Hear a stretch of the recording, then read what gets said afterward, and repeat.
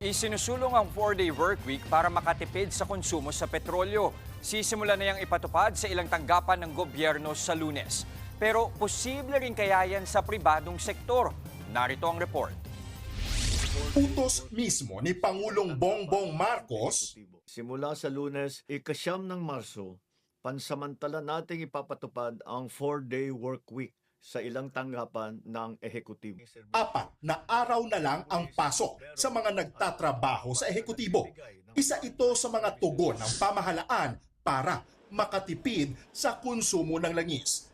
Sa gitna yan ng nagbabagyang malakihang taas presyo sa petrolyo dahil sa tumitinding gyera sa Middle East. Pero hindi lahat ay sakop ng kautusan. Hindi kabilang dito ang mga nagbibigay ng emergency o pangunahing serbisyo gaya ng mga pulis, bumbero at mga tanggapan na nagbibigay ng frontline services sa publiko. E paano naman daw ang private sectors? Ayon sa Department of Labor and Employment, ginagawa na ang 4-day work week sa ilang kumpanya nationwide.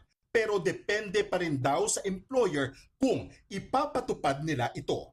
Ayon sa DOLE, pwedeng isiksik sa 4 na araw ang 40 oras na working hours o kaya naman ay literal na bawasan ng 1 araw ang trabaho.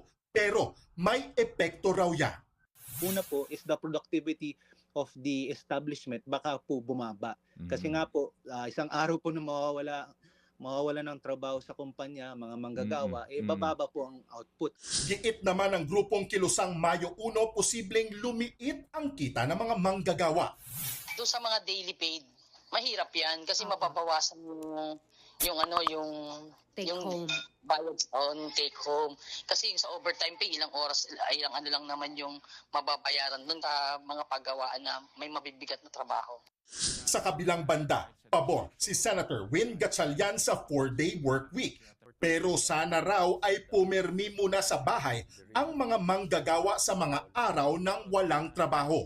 Just make sure that the people don't go to the mall or go outside when if we implement 4-day work week. But then the tendency of people is they stay at home and they just work at home. So that will also reduce mobility outside of our homes. Ang Government Service Insurance System o GSIS naman, 4-day on-site work week ang gagawin. Tuwing Biyernes daw ay kailangang naka-work from home ang kanilang mga empleyado. E ano naman kayang say ng mga kapatid nating empleyado? For me, okay lang sa akin yung 4 days work. Kasi, may 3 days na weekend. So, mas maraming time to family time, ganun. And yung personal time ko din, meron. Kung minimum wage po is maganda po sa amin yun. Kasi makakatipid po kami ng araw at makakasama namin yung pamilya namin. Ang iba naman, mas gusto ang work from home setup. Yes po, lalo na po yun sa may pamilya na may anak.